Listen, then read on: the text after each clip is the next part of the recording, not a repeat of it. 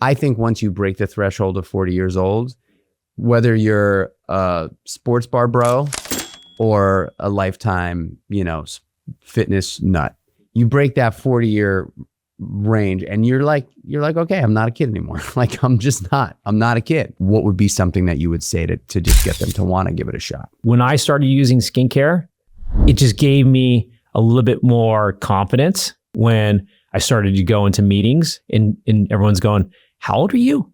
Like, I'm turning 51 next month.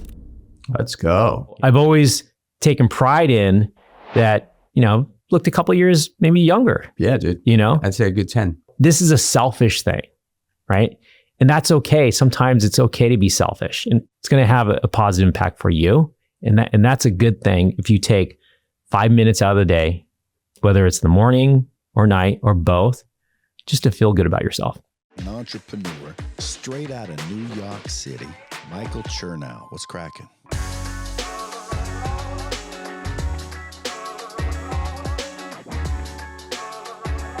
I'm a big routine guy, huge routine person. Before I was introduced to Caldera, I just didn't have any kind of skincare protocol whatsoever. My wife cornered me one day randomly, didn't really, I don't know where it came from, but she basically looked at me and said, have you ever moisturized your face? And I mean, it's kind of crazy to think about, right? Like, our face is exposed to the elements more than any other part of our body, actually. And it's an organ, right? The skin's an organ. Yeah. So what made you think when launching Caldera, what made you think that you were going to be able to convince men to do this? Tell us a little bit about Caldera. Caldera Plus Lab. Is that how you want to say it? Caldera Plus Lab? Caldera Lab. Caldera Lab. Okay. So here's the story. So grew up in California, living in Southern California after college, got married. My wife and I decided that we wanted to have a house in the mountains. So we built a home in Jackson Hole. Started living out there several months out of the year. It's high elevation, super dry. When all this went down, I was like late 30s, turning 40. Started living there more than 6 months out of the year. And your hands start to crack, your lips start to crack, your face starts to get so dry from the elements. Started to see signs of aging happening quite quickly. And the products I was using in my 30s just didn't cut it anymore. So you were already using skincare products? Started using skincare products in my late 20s. Okay. Kiehl's. Started using Kiehl's. But before that, I was using Neutrogena for face wash and stuff. Always had oily skin, acne, even into later years, even recently. And when I started living in Jackson, everything accelerated. The signs of aging, dryness, wrinkles. At that time, there was this movement happening with women's skincare, clean, organic, right? Disrupting all the incumbents, new independent brands, doing great work, building excellent products. My wife started introducing them to me. She's like, hey, that's not working. Just like what you went through, try this. I did. I was blown away at the immediate relief I got, on application, how much better they perform than what I was using. And then shortly after, a couple weeks later, started finding out other men in Jackson Hole, right, in their 40s and 50s, 60s, were also using skincare products, high-end ones, from their wives. You know what? There's got to be a market here eventually. It wasn't there at that time. And so that was kind of the genesis of the idea when it all started. You've got to have balls of steel to think that you can convince millions of men to start taking care of their skin, right? It's just not something traditionally that men are groomed, cultivated to make part of their like daily routine, daily protocol. Mm-hmm. What I'm here to say is, I look forward to it. I never thought that was something that would happen. Not only do I look forward to it, but it's like deeply effective, Mm-hmm. right? Like I do not have wrinkles on the sides of my eyes at all. And I did. That's a fact. The lines in my forehead are still there. I've had them forever. I think people just have them, but they were way deeper. And that's just a fact, right? Like where I saw this impact me most is on the sides of my eyes, where I legitimately do not have a single wrinkle under or on the sides of my eyes. And I do owe it to the eye serum. I think I do. I think even though that's my least favorite one to apply because it's only under my eyes and in the sides. Right. I do think that there's something special about that. And so I guess for people listening, right? Like what made you think, what gave you the audacity? And I think entrepreneurs just have this enormous amount of audacity and confidence and some sort of interference of the fear of failure that most people do walk around with, right? Mm-hmm. There's a level of audacity that you have to have, whether you think about it that way or not, like, oh, this is an audacious move.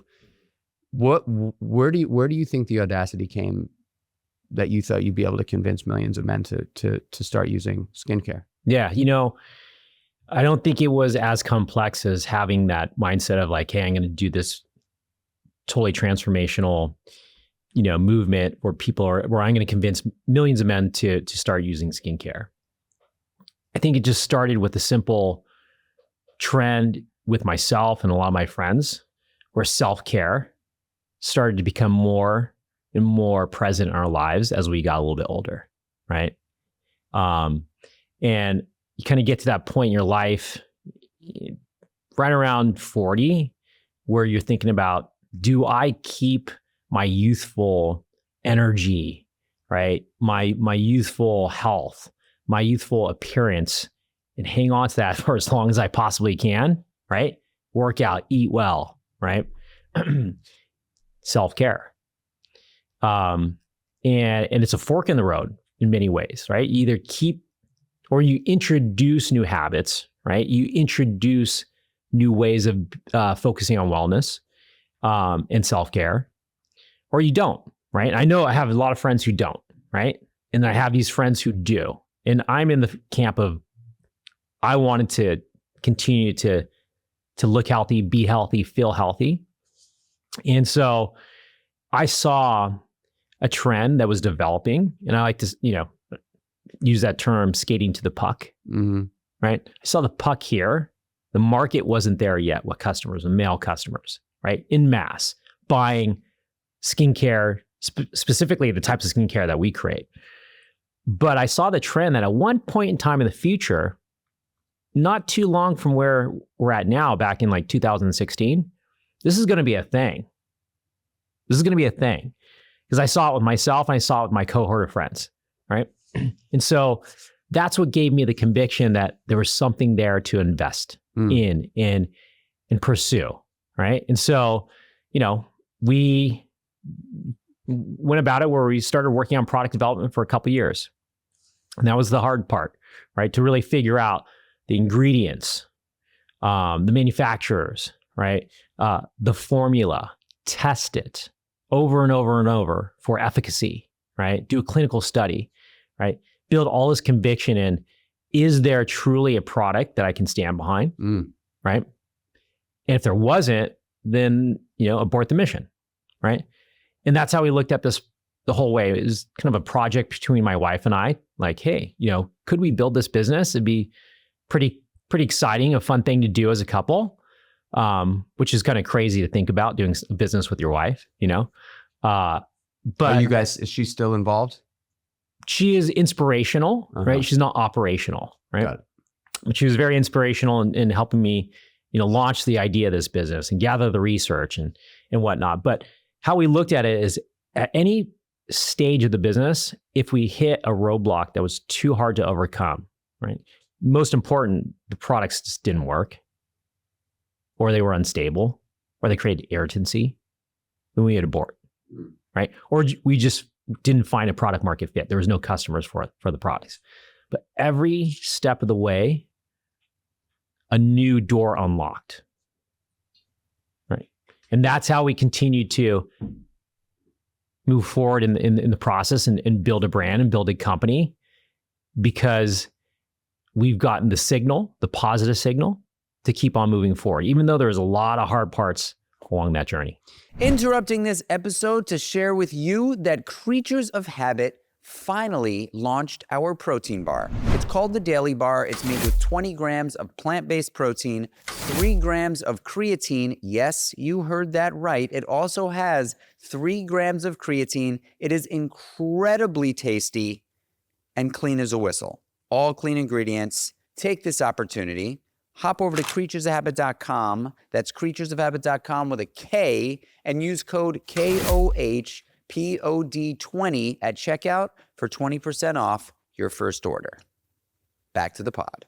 So I've turned, I don't know. I mean, I feel like I've turned everybody that, you know, I've turned all my friends onto Caldera, right? But only because of how simple it is, and like how like genuinely it's like changed things for me, right?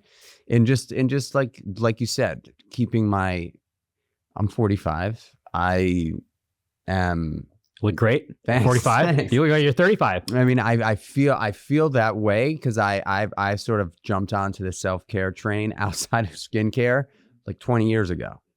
And so, you know, people ask me pretty regularly, like, wow, like, how do you stay in that place? And I'm like, well, I dedicate not a lot of time, but time to my self-care practices.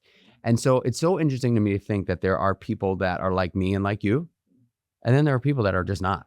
That's right. And I personally don't understand that person who's just like, no, I just don't care. Like, I genuinely just don't care. I don't care I don't care the clothes that I put on my body. I don't care what my body looks like. Like, there are people that genuinely just don't. And so, and unfortunately, I think that there are more people in that camp than are in the camp that do care. But I do think times are changing. Yep. You know, I do think more people are I mean, self-care has obviously, I believe it's just scratching the surface. Like, I don't even think we've really seen the TAM on what self-care is, right? But a question that I have is taking someone, and I'm curious if you've done these tests, taking someone who was like me, who like literally just washed my face with bar soap forever, right? Like, washed my face with bar soap and had like the 2-in-1 shampoo conditioner, like, you know what I mean? Yeah. And if that ran out, I would like use whatever my wife had, right? But so you take someone like that and then you introduce them to something like Caldera. Obviously, there's just no denying there is going to be a massive shift, right? Or a shift that is going to be obvious for that person. Mm-hmm. What about taking the person that's been on the skincare path for a while, using different products, and then switches over to Caldera? Have you guys like attempted to try that kind of, to put in place that kind of trial? Well, we have both types of customers, right? Customers who have went their whole lives now into their late 30s, early 40s, or even 50s, even 60s. It's pretty crazy. Our customer base in the 60s is incredible.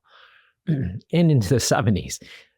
They've never used skincare religiously, right? Or just in general. And now they come and become a customer because they get introduced to our brand, right? They learn about, how it can be helpful to them. And then we also have the customers who have been using skincare a lot, very well versed, and we convert them over.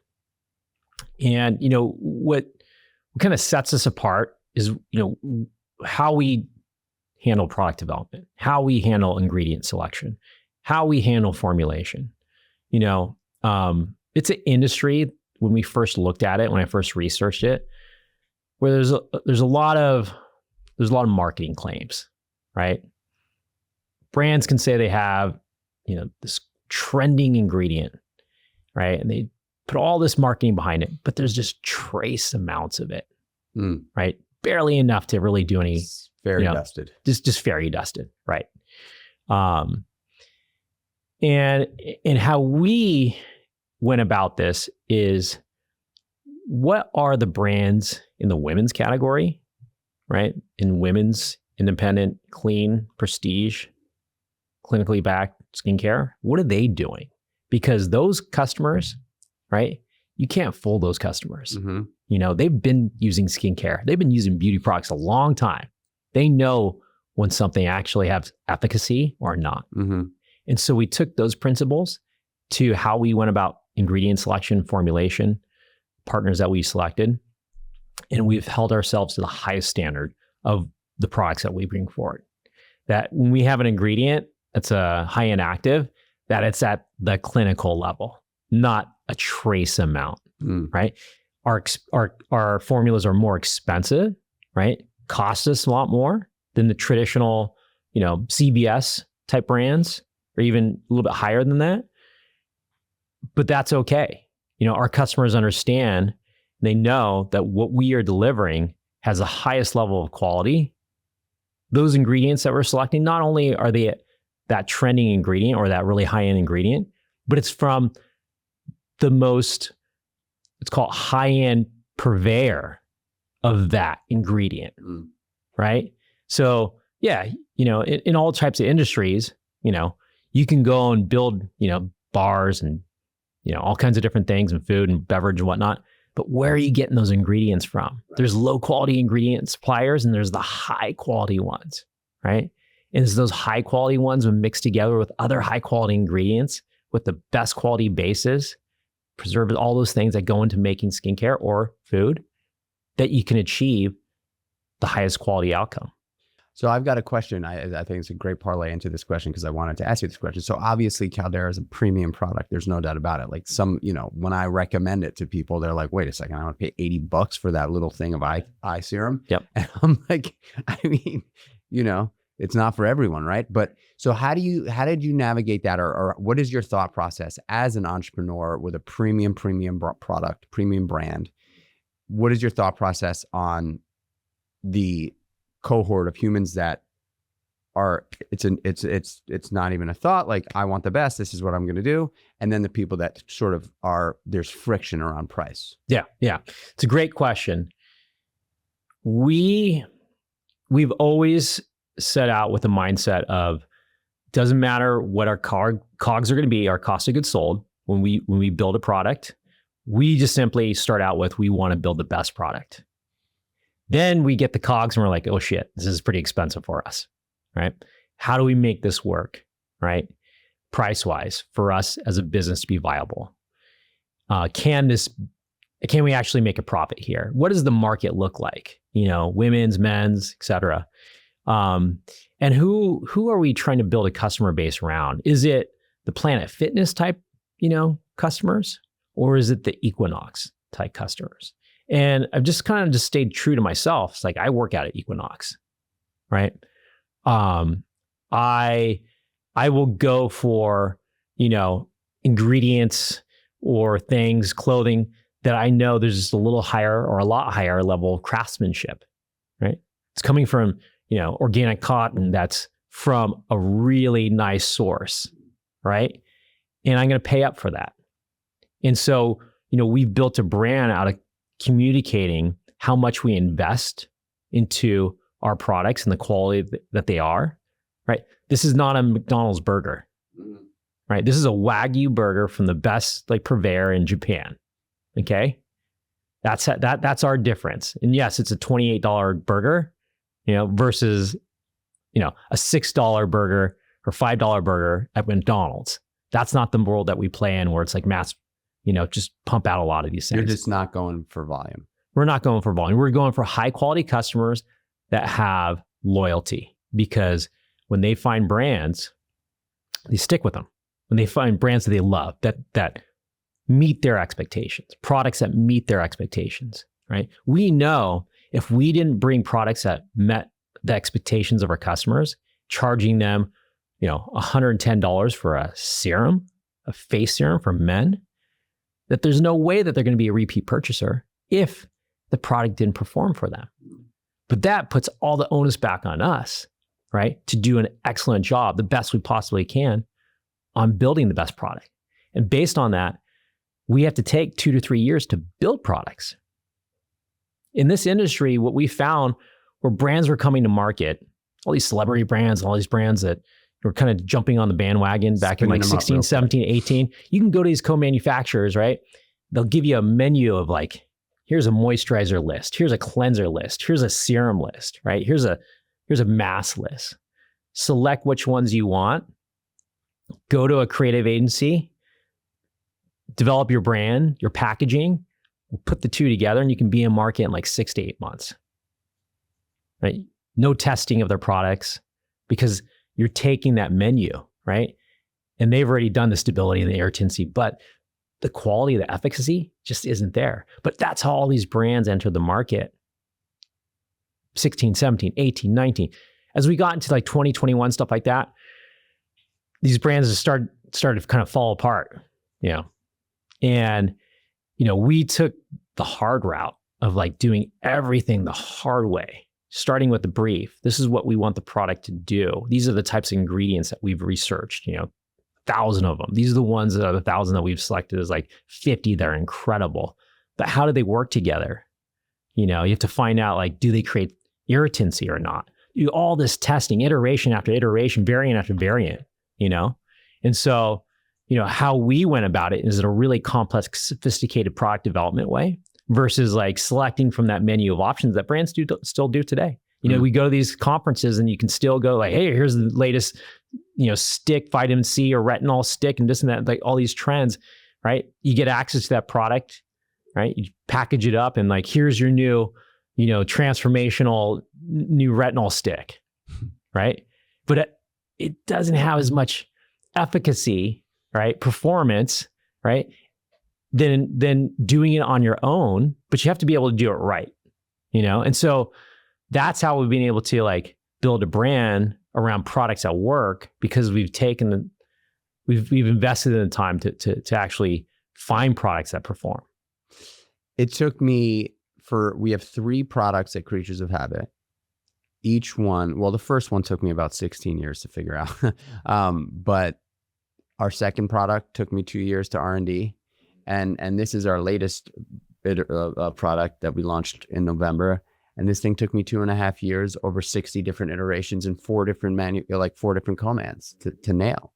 There you go. And like the I don't want to say the proof is in the pudding. The work is in the pudding, because when somebody takes a bite, do you eat protein bars or no? You're not into them. I do.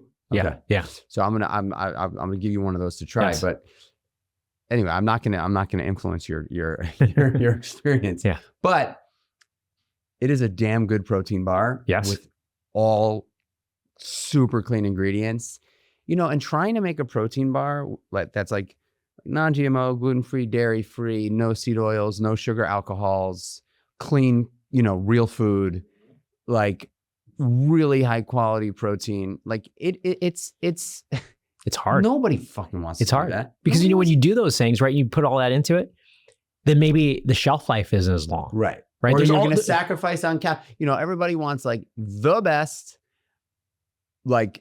product for the cheapest amount of money as fast as possible. Right. It's kind of like just the way I kind of see it, right? Like at the end of the day, that is kind of the way the majority of human beings, sort of navigate through the world. I want the best for free as fast as possible. Right. And, it's just not realistic when you're trying to do something fantastic. Right. And That's so I asked you that question only because I take a lot of heat from people around me in the world of consumer F&B, consumer food, mm-hmm.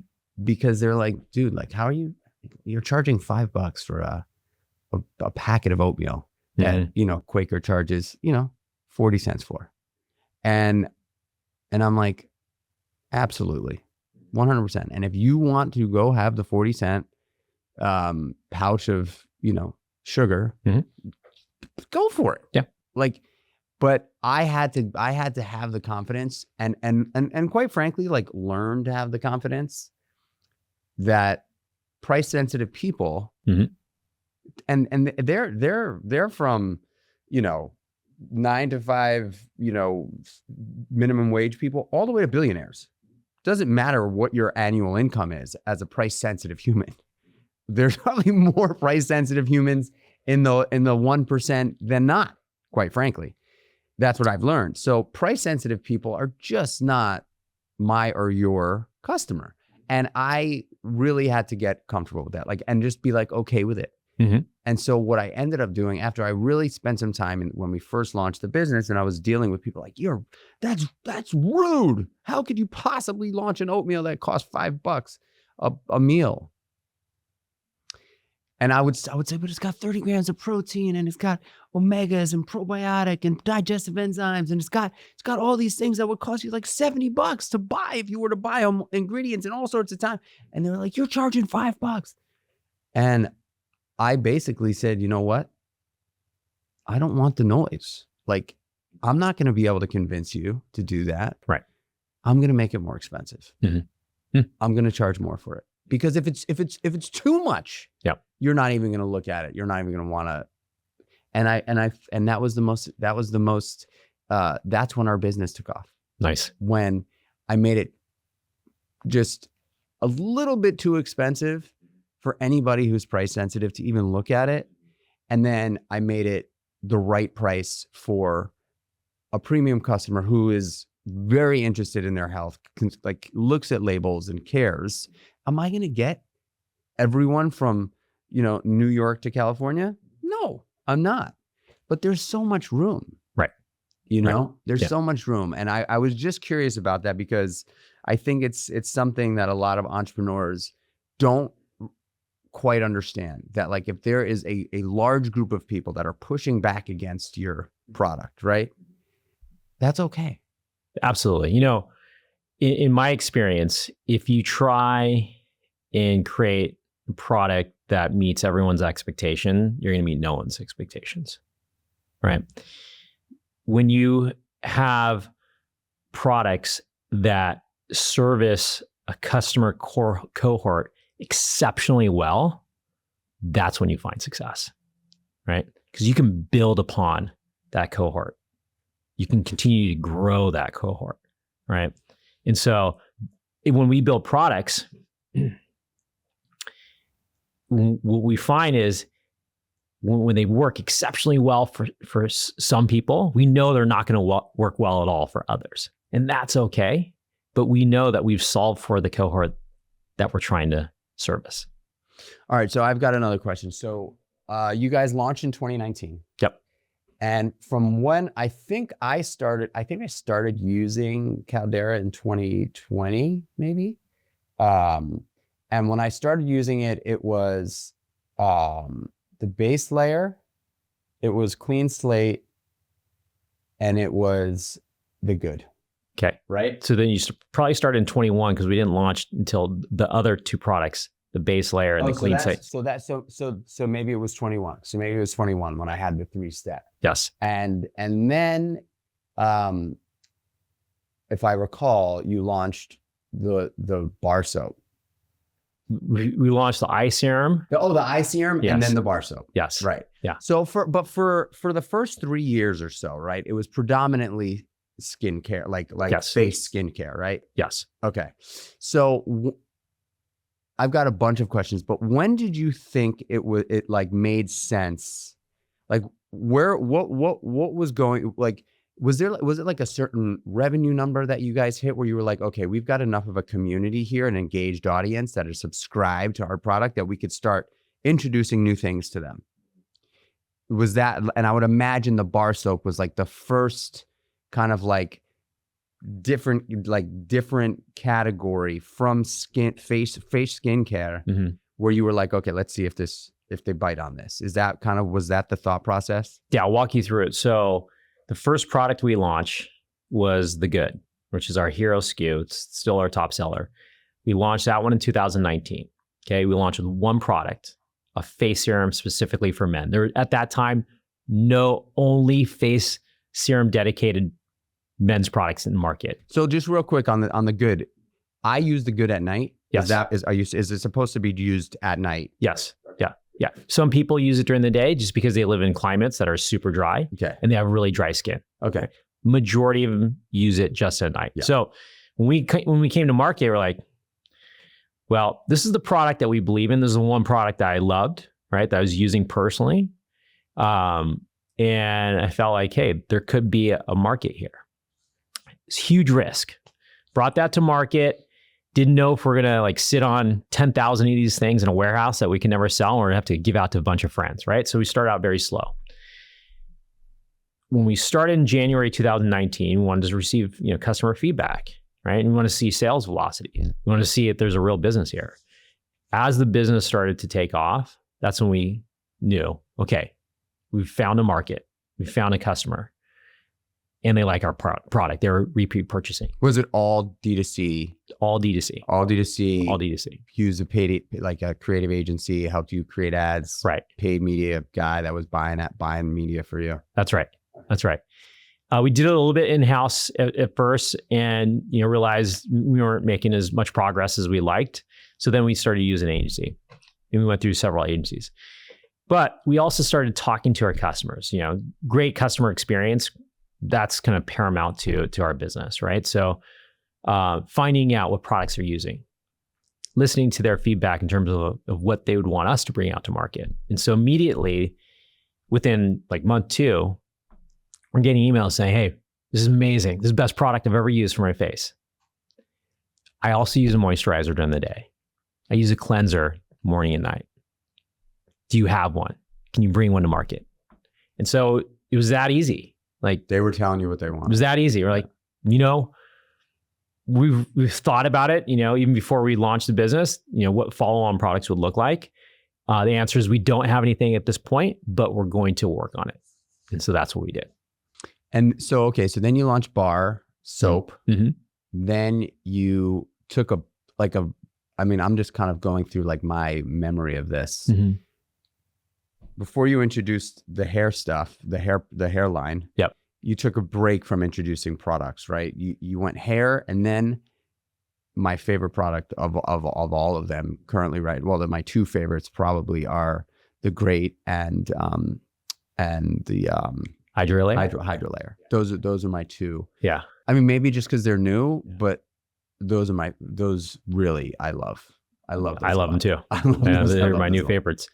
So I'll walk you through everything. So from year 1, that kicked off once we started working on a cleanser and moisturizer, a constant flow of us putting products into product development, whether at the brief level or more evolved. So we are always working on products, lots of them, right? Can you sneak a little out right now? We're working on body products right now, like body lotion. We're going to bring deodorant out to market. These are things our customers like dying. They're like, listen, these are products I've been using my whole life. Deodorant. Bring one to market. Clean, natural scents, right? High quality ingredients. So throughout the years, if there was a period of time that we didn't bring any products out to market, is because they weren't ready. Because we weren't satisfied with where they were at in their PD process, right? At all times, we can be bringing new products to market, going to co-manufacturers, selecting from these menu of options and things of that nature, but we don't. We want to make sure what we do bring, we love. And there's been points in time so that we've actually built a product, manufactured it, and decided to kill it. Like what? Because a face tonic. Like a spray. A sprays. Yeah. You have to balance your oil, acne, razor bumps. It just, when we actually developed it, did the manufacturing of it, we got it and we're like, it changed. Something's wrong. We're not going to launch this, And that happens even in food and whatnot. You can build a formula, bring it, do a tech transfer, bring it to a manufacturer. They build it and something's a little bit off with it. It happens. It happens, food and beverage, beauty, skincare, so we're always working on product development. It's core to our ethos, our brands. Like that's our moat that we're building, the sophistication there. And, we started out with our own proprietary formulas that we built, that we own, right? Versus like the menu of, formulas that you get from these co-mans. And so we've evolved from there to actually creating our own proprietary ingredients, right? Wow. Biotech, plant-based proprietary ingredients. Very sophisticated work that's done by like only the most well-funded, largest brands, private and public in the industry. And that's how far we've come with our knowledge and expertise. Patent pending ingredients now that we get clinically tested. Who is your customer right now? If you had to just describe your customer, who is it? So the age range, 35 to 70. Okay. 40 to 60, it's kind of like that sweet spot. Higher incomes, professionals. So people, finance, healthcare, real estate, tech, kind of all the core professions. These are guys who take care of themselves. They go to the gym, they eat well, right? They're well groomed, right? These aren't the guys at the sports bars, drinking, beers and eating chicken wings and talking shit against guys who wear skincare, right? It's and again, it's that kind of concept of like, when you find a cohort of customers that your products fit, don't worry about these other ones. We're not going to try and convince these other guys, right? Do your thing. You're doing great, right? For the customers, our customers who are into self-care, longevity, wellness, and they don't have to be the biggest biohackers, right? They're just people who are taking care of themselves, right? Watching what they eat, right? That's our customer. Down to spend an additional 3 to 5 minutes in the morning and in the evening just with taking care. That's right. What percentage of your customers are women? Do you Very know? small. Very small. It's single digits. Okay. And is that obviously, but I remember a few years ago seeing Bethany Frankel post something being like, I don't know, somebody just gave me this. It's for men, but this shit is amazing. Did you see that? Yeah. Was that like, planned? No, that was no. That was, wow. Yeah. That was cool. Yeah. I remember seeing that. I was like, oh, I've got a crazy Bethany Frankel story. My gosh. Crazy. But, is the plan to run this company for 25 years? What's the strategy? The strategy here is to continue building the best brand and products that we can, right? How this plays out, in terms of, does this business, go public or something to that effect? I don't know, I think that's a long ways between now and where we need to be. We constantly are being contacted, by private equity, now even strategics. They're like, have you raised money or no? We did one Series A. We did Series A that we raised in 2024. So I think the answer is, our heads are down on building the best possible brand, a legacy brand. We want this to be a Clinique, a La Mer, a Kiehl's, right? This is not a brand that just disappears, right? It's all based around the quality of the product development. We're very confident this will be a legacy brand, right? And so, how that plays out in terms of is it something that's still owned by myself and the employees, or is this eventually, become a portfolio company, a parent company that is really great with owning these types of brands and bringing them across the globe internationally? That could be a possibility as well. So interesting, man. I'm obviously a big fan. I was stoked to get you on here and ask you some questions. And I guess for the dude who has never really taken the step, what would you say to him? Like, what would you say to him to just get him to like, why is skincare important? Like, well, outside of just the aesthetic component, because there's no doubt about it. I think once you break the threshold of 40 years old, whether you're a sports bar bro or a lifetime, fitness nut, wear a suit all day or, work on, on a construction site, you break that 40-year range and you're like, okay, I'm not a kid anymore. Like, I'm not a kid, right? Things are going to change, physically, mentally, in many ways. So like for the person that's just never taken the step, like, why should they, and what would be something that you would say to just get them to want to give it a shot? Yeah. It's a great question, right? The way I look at it and the way I think about it is just from a personal experience. And that is, this is something, where you can be a bit selfish. And what I mean by that is you have the direct benefit, an immediate benefit, right? When you get relief because you've had dryness in a certain area of your face, right? Because, you're starting to feel, a little,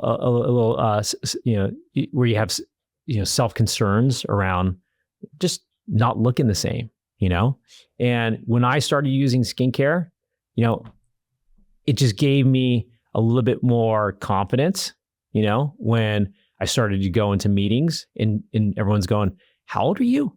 Like, I'm turning 51 next month. Let's go. And, I've always taken pride in that, looked a couple of years, maybe younger. Yeah, dude. I'd say a good 10. And so, this is a selfish thing, right? And that's okay. Sometimes it's okay to be selfish, and, and so nothing is it's going to benefit you immediately. It's going to have a positive impact for you. And that's a good thing if you take 5 minutes out of the day, whether it's the morning or night or both, just to feel good about yourself. Dude, this has been such a fun conversation. I got to finish with one final question because it is the Creatures of Habit podcast. And I always ask a little bit about your morning routine. Mm-hmm. Do you have one? I do. Yeah. Can you walk us through it? Yeah. So I wake up about 45 minutes before my family does. Okay. So that's about 6 o'clock every morning. The first 15 minutes is kind of my self-care, right? So oral care, skincare, right? Then what's your oral care routine? Oral care is flossing, brushing, and then rinsing. Right? No tongue scraping. No tongue, just very simple. Okay. And then I do my skincare routine, which is also very simple. I cleanse, and then I put a serum and then a moisturizer. I put the grate and then the hydro layer. No eye serum. I do that at night. Okay. I do that at night. I do that both times. Nice. That's why you got great eyes. So no screen time. It's important. No screen time for that 45 minutes. I set my intention. I meditate every morning. And do you have a specific type of meditation? I've implemented this new meditation that I received from a healer that my wife suggested several years ago, and it's been incredible. What is it? I don't know if you ever heard of the Ho'oponopono prayer. Of course. Right? Yeah. Yeah. So I've turned that into a meditation. Wow, that's very cool. Yeah. I was just introduced to Ho'oponopono in June of last year, and I work with a breathwork guy who is I would say his whole entire sort of way of healing is around that. Amazing. Yeah. So okay, so you do Ho'oponopono. Yep. And how long do you sit with that for? I try and do it for about 30 minutes. Okay, so that's like a real. But I'm going in and out. Okay. But I'm going back to the principles of the Ho'oponopono prayer. Okay. Just give us a quick little rundown on what that is. So the Ho'oponopono prayer is this kind of saying of I'm sorry, please forgive me, thank you, I love you, right? And you could apply that to all different parts of your life, right? You can apply it obviously to family, children, friends, business, right? Any part of your life, right? You can apply that to. And so I'm constantly thinking about, areas of my life that I want to continue to up level and improve. And once I started doing this about 3 years ago, I'm telling you, a lot of amazing things have happened. And was it always 30 minutes or have you built up to 30? Built up. Okay. Yeah. So you sit for 30 minutes in meditation and then what? And then I start my day. So get the kids up, feed them. And something I introduced, 2-3 years ago as well, is, spending time with my children every day, right? Specifically, I drive them 30 minutes to school every day, and I have that alone time with them. How old are they? My oldest is 11, my middle is 7, my youngest is 5. And I get 30 minutes to them exclusively every morning, and we get to talk about all different types of things.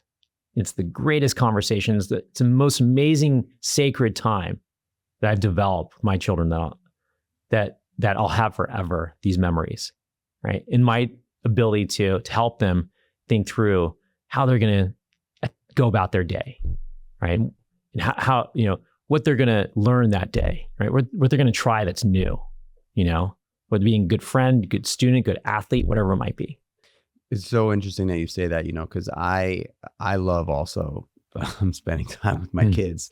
And since I got out of the restaurant business, that has become a reality for me. And the restaurant business is way harder for me, which I'm so grateful for that I love the restaurant business, but it's not a conducive thing for parents. Right. But so spending time alone with my sons is I am constantly inspiring the conversation. I'm like, okay, I'm going to ask him what questions am I going to ask him? And I'll start off with something fun where I'll be like, all right, let's play Would You Rather. Would you rather jump off a cliff or run from a lion? Things like that. Yeah. Because typically I find that if I just ask them kind of random questions, they're just like, I don't know, Dad. That's right. Right? So have you found a little bit of a flow with them at this point now, driving every morning? Yeah. The answer is yes and no. You kind of have to take advantage of when they're open and talking. They want to talk about things that are happening at school or friends or their sports and I just kind of, create a safe environment to let them share. Cool. Right. And then I try and just insert, dad's advice, where I can. Mm-hmm. They can only receive so much of it, right? But I've found that 30-minute drive every morning has become sacred. It's become amazing with our relationship and how they just interact with each other as well, So that part of the day, that routine that I'm going to miss at some point in time when they're driving themselves, right? You never know when it's going to be the last one. That's right.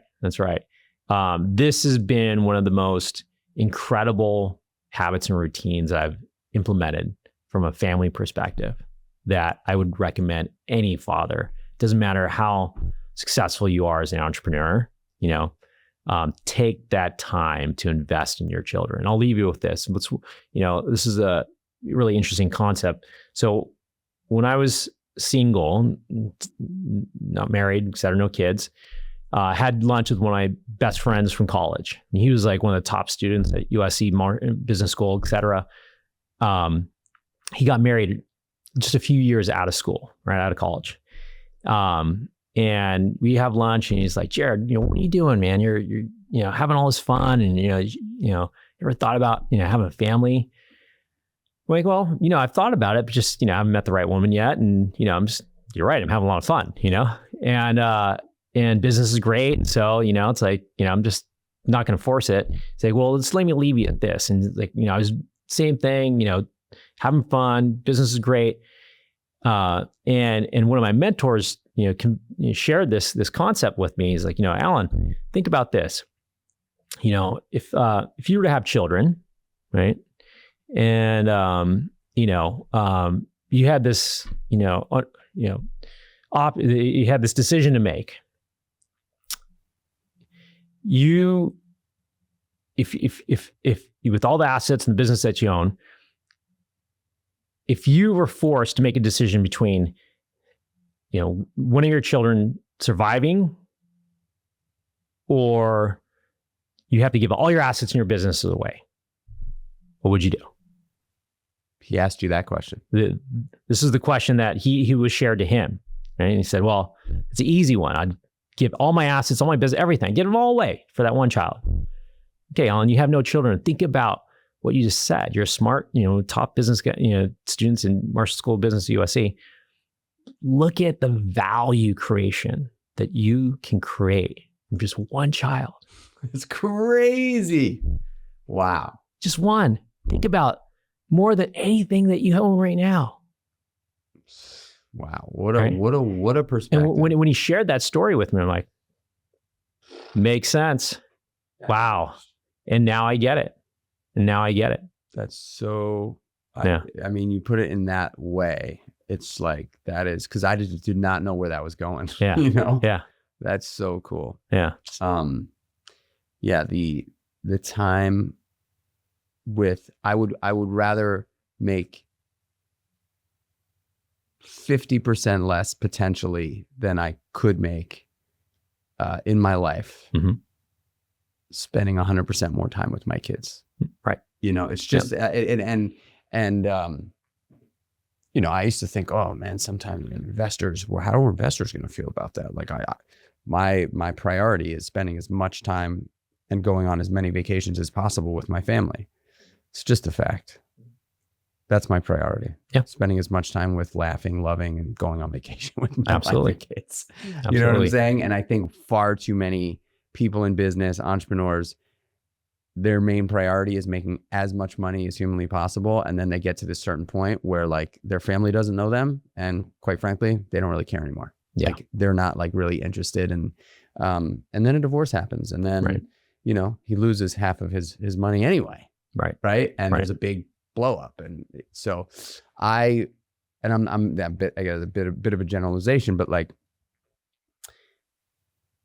prioritizing the family. I love that you spend that 30 minutes. I think that's great. And that you've now made that a sacred part of your life, because I also every night spend, not every night, I put my kids down every other night, but that is like a big sort of sacred moment between the boys and I. Mm-hmm. And every night, my younger son, he's out like a light. He just out. As soon as I start singing, down, just, and doesn't move.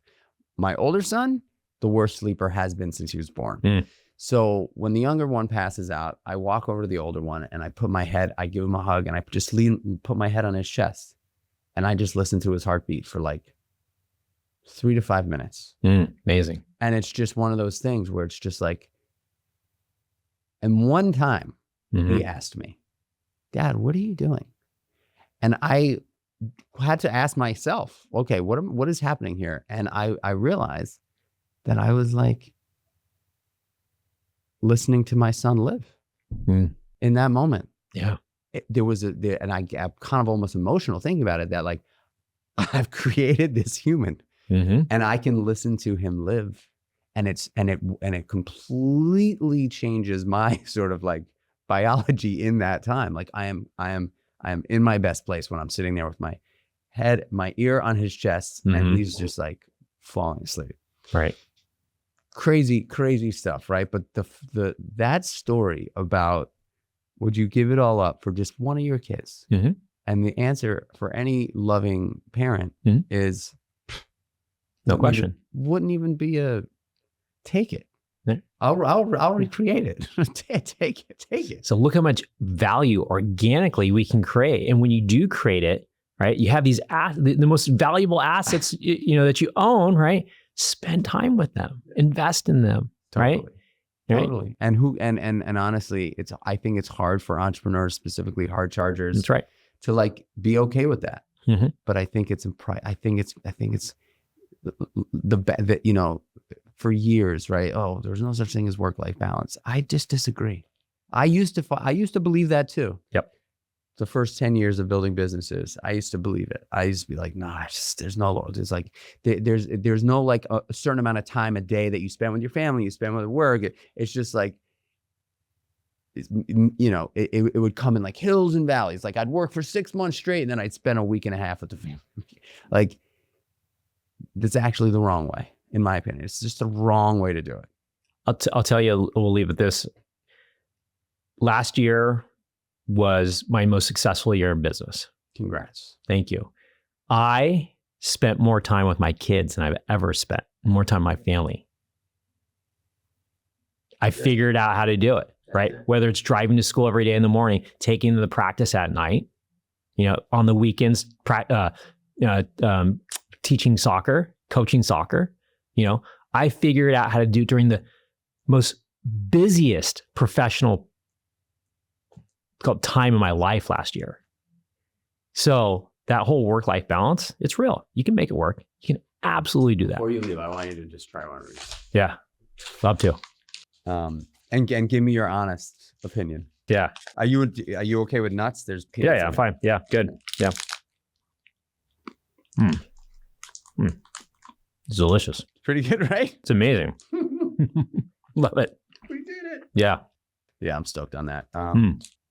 Dude, it's so great to have you on the show. I think we obviously covered a lot from entrepreneurship to skincare, of course, because I just wanted to, that the audience is pretty much 50-50 male, female, but and most people that follow my content know that I use Caldera, of course. But I just think that it's a disrupting, or not even disrupting, trying to create a category is such a hard thing to do. Yes. Right? It's so hard. I mean, it's the hardest thing to do. Yes. Creating a category, right? Like it's like introducing credit cards in the 70s, right? Mm-hmm. Like how long did it take for credit cards to actually take shape? Probably not until the 90s. Right. Right? Where people and now cash is obsolete. Right. So like what you're doing is really, really hard. Mm-hmm. I feel like you're one of the best in the game that have done it. Thank you. And I'm grateful to know you and grateful to have you on the show, man. Thank you. Yeah. Thanks for having me.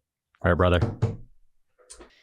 All right, guys, you heard it here. That was a good one. And obviously, if you're a dude or a non-dude, and skincare is something that you haven't really stepped into yet, or you are you're currently doing and you want to try something new, that I'm just here to tell you it's no bullshit. It is not, I'm not like making this up. Like I spend 3 to 4 minutes in the morning and 3 to 5 minutes in the evening taking my time with it. I love it. It's made an impact on my skin. And I just I feel like sharing things like that really work, and having founders that have created something that's special, that's like a big part of my life. Being able to share those stories is what this podcast is all about. I appreciate you guys for tuning in, for subscribing, for being on this journey with the Creatures of Habit crew. Till the next one, y'all. Peace.